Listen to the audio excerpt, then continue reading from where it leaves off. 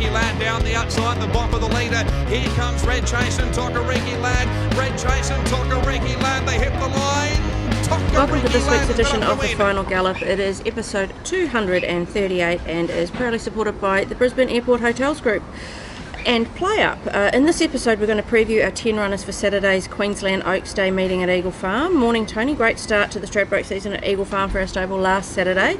An impressive win by the progressive Antino and an all-important stakes victory for Comrade Rosa. Yeah, good morning Claire. It was a really good day at Eagle Farm for the start of their 3 weeks of this very important winter carnival. Terrific, Antino. He was great. Had to do it really tough, didn't he, with the big weight. He did. Make an early run to get around. It was, a good tactical ride by Jimmy Ormond and got the job done. And Comrade Rosa, she was fantastic. Just another really nice horse from the Huddies that's come up here and now, black type placing a couple of weeks ago. Yep. Sort of fell a little bit unfinished business and get a black type win beside her name. And I suggest the way she won, it mightn't be her last one for this carnival because she's only going to keep on improving throughout the rest of this winter. So that was terrific. What a day to be a Queenslander today. Sorry for all you New South Welshmen out there and ladies. What a great way to start off the State of Origin last night. I'm kind of an adopted Queenslander, seeing I live here now. Yeah, well, all you Kiwis will claim whoever's winning, so we all know that. Correct. But what a day to be. We support two teams, the All Blacks and anyone flying Australia. Okay, now we will announce the winner of our latest competition with partners, the Brisbane Airport Hotels Group. The prize is a night's accommodation at the Pullman at Brisbane Airport with a buffet breakfast for two in the Apron restaurant, and the winner is Adrian Dale. Congratulations Adrian, and also a shout out to the Brisbane Airport Hotels Group. Yeah, well done Adrian. What a great prize. It is. Really Absolutely. Good prize. They did terrific prizes. So mate, we well sought after this one, so well done on winning it, and enjoy your overnight stay and breakfast out there at the Brisbane Airport Hotels Group. And we should just mention that they have been awarded its third Sky Track Award for the best airport hotel across the whole of Australia and in the Pacific, and it finished 6th for the world, so that's a really, really good thing. Yeah, he runs a good show at the Alex, doesn't he? They do a super job out there. The hotels are beautifully run. The food in the restaurants are unreal. So I mean, if you're flying up and you want to stay the night, don't overlook staying out there because it is a really good place to stay. And you're less than 10 minutes from the racetrack here, so it's a really good spot. Absolutely. Okay, on to Oaks Day on Saturday with 10 runners to preview. The rail goes out to the 2 metre position. The track is currently rated a good 4 with the forecast for fine days ahead. Your thoughts on the track from last week to this week? Yeah, track was really good. I thought last week it raced really fair. It raced like a good 4. Yeah. You didn't want to be back last on moderate tempo run races. You just couldn't make up the ground, but that's just natural. But I thought it raced really well. There was bugger all bias as far as inside-outside sort of bias, and it raced good. The track's doing a really good job. Those horses coming here wanting to get their toe into the ground looking for soft ground, that's not going to help them. But horses are just like a nice, genuine, good 4 track, and jockeys have to ride a race. So I thought it raced really, really well. Okay. We'll start with race 2, which is the benchmark 90 handicap over the 1810 metres. Aussie Nugget will run. He'll carry 56.5 kilos. Ryan Maloney will ride him, jumping from barrier 15. With PlayUp, Aussie Nugget is paying $8.50 to win and $2.90 for the place. He did bomb the start last time out and only went down by a length in the end, and that was over the mile. You've sent him back to the jump outs to get his barrier certificate, and he did jump a lot better. He is out to the 1800 metres now, which he has won up, but the first time at Eagle Farm, and the wide draw won't help him. Yeah, well, the wide draw I don't think will worry him all that much, to be perfectly honest. But yeah, he's got a bad habit of stepping slow and not mustering well. He was really bad at the Sunshine Coast. The Ans thought it had a bit to do with racing under the lights. Look, I'm not sure. He went back to the jump outs and he was good. He was his normal self. So he's never going to be in the first half of any field we have him in. He's always in the second half, and off that gate, that's where he's going to be anyway. Funny horse. He's also you can't take off wide and early on. You've got to suck up through them and expose inside the 300. So he's always going to require a little bit of luck in running. I do think Eagle Farm will suit him. He's a horse that likes good ground. He races well on good tracks. So look, provided he can get, he's one of those typical horses that's going to get back. He needs a bit of speed on up front. He's got to be able to get through a field well, and he can run well. But Maloney's riding in great form, particularly on horses like this. Yeah. Ryan's a good rider when you can just sneak up through a field and expose late. So his style of riding will suit him. The horse will run well. He's really in his right grade. He just always needs that little bit of luck around him. Okay. We'll go to race 4 now, which is the listed Lightning handicap over the 1,000 metres. La Palmiere will run 54 kilos. Craig Williams on board, barrier 10. He's paying with PlayUp at the moment $16 to win and $4.80 for the place. He is second up on Saturday after a disappointing first up performance in the Bat Out of Hell. He just got posted wide, and when he couldn't lead, he just struggled to dictate his terms and didn't finish. It was really disappointing in his first up run. He got one rein. He didn't appreciate it being dictated to, and you get in races like this, and they're not going to loaf around here. No. They're going to go really quick. This is a good speed race, and you can't see him being anything other than on the back of the speed. Yeah. There's a couple there that go quite quick, Malkovich and Archer's Paradox. They're going to scoot along, and he's got to be able to get himself into a good rhythm just on the back of them. Craig Williams is a world-class rider. Yeah. I need all of his expertise to have this horse in the right position. Not only in the right position, but travelling well in that position. He's a horse who's got to control his action, control his breathing. If he can do that on the back of the speed, he can certainly be in the finish, but he can't afford any errors in a race like this. This is a very competitive Lightning for the way it's going to be run and the quality of horse in it. Okay, we will move on to race 5 now, which is the $500,000 Fillies and Mares Classic over the 1600 metres. Princess Renice runs 57 kilos. Jason Collett rides barrier 3. She's paying $7 to win and $2.30 for the place with PlayUp at the moment. It was a huge second last start in the Group 3. Pam O'Neill over the mile at Doomben from well back, drawn much better, and Jason stays on board. Yeah, I kept Jason Collett on. He was a pick-up right on the day when Ryan couldn't quite get down to the weight, so I kept him on. I felt for his first rider, and a good understanding of her, and I think he'll for that experience on her, he'll be even that little bit better again this Saturday. I think he'll have good confidence on her. The other day, she was typical of horses when we have the Doomben Carnival and we move across to Eagle Farm. You look for the horses that are looking for the bigger track. Yeah. She's just had it all written all over her. She had Eagle Farm horse all over her. Her first run at Eagle Farm in restricted grade was very good. Very much a checkered path and stormed through the line. Yeah. Then Doomben, she was brilliant the other day. I think she's going better again. Yeah. Her work since has been great. You worry whether she's looking a little bit further than the mile, Claire, but I think she feels sharp enough to me that she can still sprint well at the mile because we go to the bigger track. So I think Collett will ride her particularly well. He's got a good understanding of her now. I'm sure she's in the finish here. Okay. Race 6 is the Listed Spear Chief Handicap over 1500 metres. Vinco runs in this. He was looking out over our shoulders, but now he's eating his breakfast. He'll carry 56.5 kilos. Ben Thompson on board from barrier 5. Vinco is paying $13 to win and $4 for the place with PlayUp.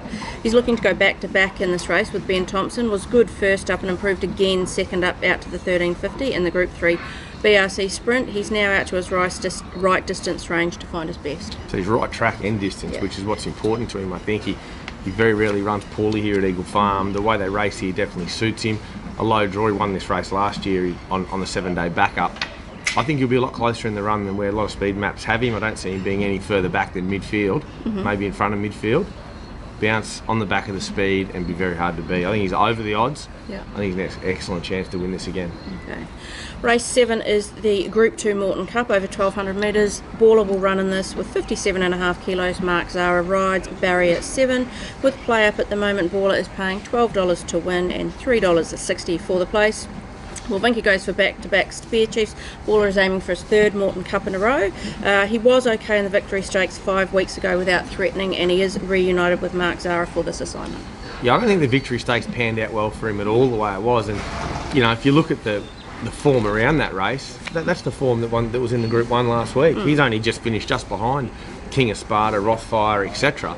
on a very much on-speed control race. And he could never really get the room that he needs. So I think that run's terrific. I think he's stupid odds. He's way over the odds. Yeah. But that happens. The Queensland horses, the Southerners come up and like the State of Origin last night. They shorten the market. Do they get the job done? Well, I guess Saturday will find out. Yeah. This horse here, I'm super happy where he's at. I think he maps to get a beautiful run. He'll be 3 pairs back. Travel nice. Eagle Farm, big track. Mark will get him to the outside and give him room. And he's going every bit as good as he has done his 2 previous Moreton Cups this weekend. I know that much. Okay. Race 8 is the Group 1 Queensland Oaks over the 2200 metres. Madame Odette runs in this, 56.5 kilos. Ryan Maloney on board from barrier 3. She's paying $23 to win with PlayUp and $6 for the place.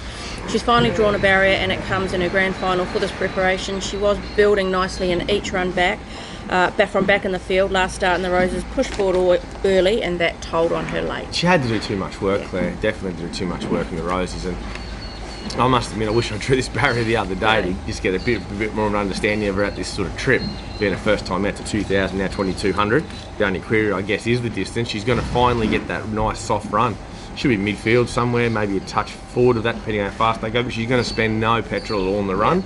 Therefore, she's going to get her chance to finish off. I think you'll see her a big improvement from the Roses. Okay. Whether it's enough to beat those top class 3-year-old fillies, and there's 2 or 3 of those in the race. Whether she can overturn those, I'm not sure. But I'm sure she's somewhere around this top 6. Okay. I'm adamant of that. We'll move on to race 9 now, which is the listed 3-year-old Queensland Day Stakes over 1,200 metres, a race that you have won 3 times, and Quinella 2 years ago with Satanta and Mass Destruction.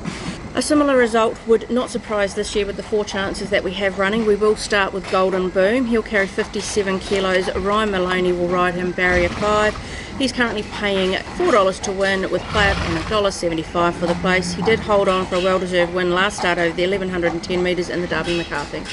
Yeah, good win the other day. He had to show that another string to his bow where they went along quick and he would come in and took a trail. It took him a while just to come back to Ryan. Then he threw his head up and then he's relaxed. He was the best of the on-speeders. The other horses that were there, they capitulated out.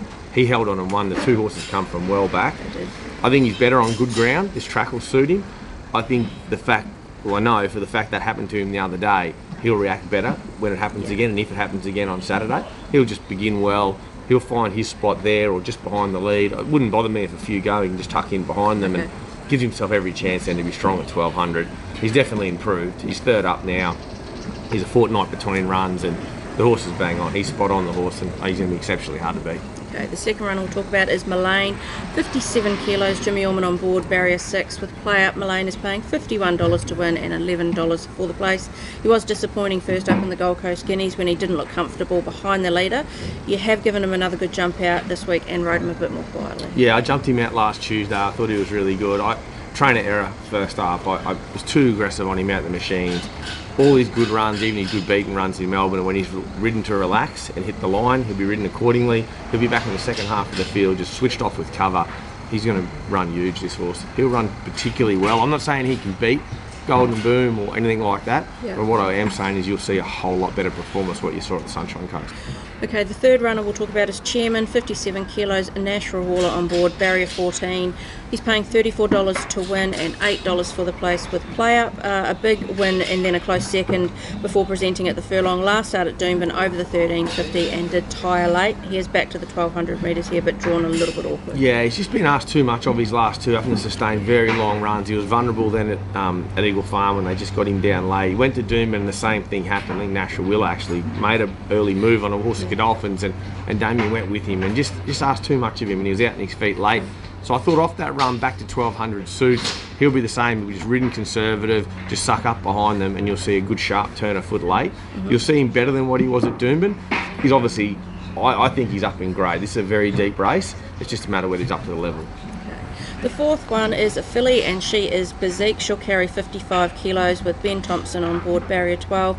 Bezique is paying $31 to win with PlayUp and $7.50 for the place. It was a much improved run last start in the Derby McCarthy behind Golden Boom out to 1,200 metres, but another challenging draw for Ben. Yeah, the barrier worries me a lot. I might ride her a little bit more conservatively from the gate. The last thing I want to do is see her just punching along, having a gut buster at 1,200 and capitulate. We saw that fresh up and it was really disappointing to see.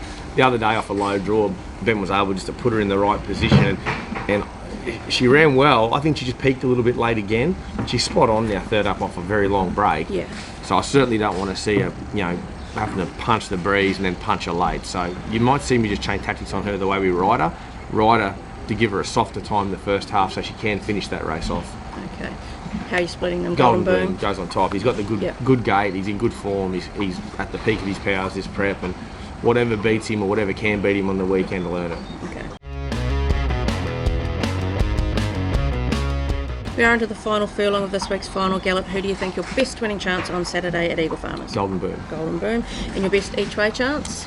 I think there's 3 horses there that are right over the odds, Yeah. And they are Princess Rainice's each way, Baller and Vinco. Yeah. I'm going to go with Princess Rainice. Okay. I think she's excellent. She's screaming out for Eagle Farm. That's no knock on the other 2. Yeah. So I think they're brilliant. But I think there's 3 really good each way plays out of our stable for the day. And Princess Rainice is my main one. Okay, your best track worker this week?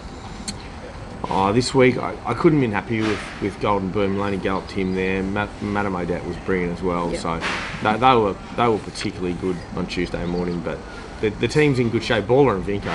Baller is quite funny. I remember last year he's working the Tuesday before the Moreton Cup, and even the first year he won it, he just walked away and thought, well, geez, he's spot on. Yeah. It was the same Tuesday morning after Baller worked, watched him work, and then where his recovery after it.